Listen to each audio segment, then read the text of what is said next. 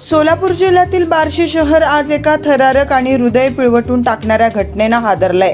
प्रेमविवाह केलेल्या पत्नीची भर रस्त्यात चाकूने सपासप वार करून निर्घृण हत्या करण्यात आली आहे। पत्नीवर तब्बल 50हून अधिक वार करत तिचा गळा चिरल्याची धक्कादायक माहिती समोर येते आहे। या घटनेनंतर आरोपी पती स्वतः पोलीस ठाण्यात हजर झालाय।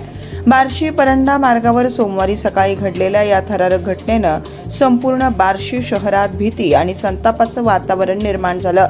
मिळालेल्या प्राथमिक माहितीनुसार ऋषिकेश पाटील यांना आपल्या पत्नी धनश्री पाटील हिच्यावर भर रस्त्यात चाकूने सपासप वार करत तिची निर्घृण हत्या केली। चारित्र्याच्या संशयातून हा खून झाल्याचा प्राथमिक अंदाज पोलिसांनी व्यक्त केलाय।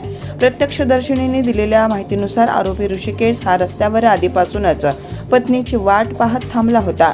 धनश्री या नेहमीप्रमाणे आपल्या कामासाठी बँकेत जात असताना आरोपीनं अचानक तिच्यावर हल्ला चढवला। संतापाच्या भरात ऋषिकेशनं धनश्रीवर जवळपास 50 वार केले। धनश्री रक्ताच्या थारोळ्यात पडूनही आरोपीचा संताप शांत झाला नाही। अखेरीस त्यानं तिचा गळाही चिरल्याची माहिती समोर आली। ही थरारक घटना पाहून परिसरात एकच खळबळ उडाली। काही नागरिकांनी आरोपीला थांबवण्याचा प्रयत्न केला, मात्र आरोपीनं नागरिकांनाही धमकावत मागे हटवलं। या हल्ल्यात धनश्रीचा जागीच मृत्यू झाला। विशेष म्हणजे मृत धनश्री आणि आरोपी ऋषिकेश हे दोघेही उच्च शिक्षित असून वित्त क्षेत्रात चांगल्या पदावर कार्यरत होते।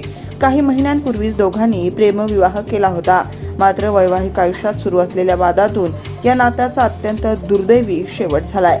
घटनेनंतर आरोपी ऋषिकेश पाटील स्वतः बार्शी ग्रामीण पोलीस ठाण्यात हजर झाला। या प्रकरणी पोलिसांकडून पुढील तपास सुरू असून दिवसभर गुन्हा दाखल करण्याची प्रक्रिया सुरू होती। या घटनेमुळे बार्शीसह संपूर्ण सोलापूर जिल्ह्यात हळहळ व्यक्त होतीये।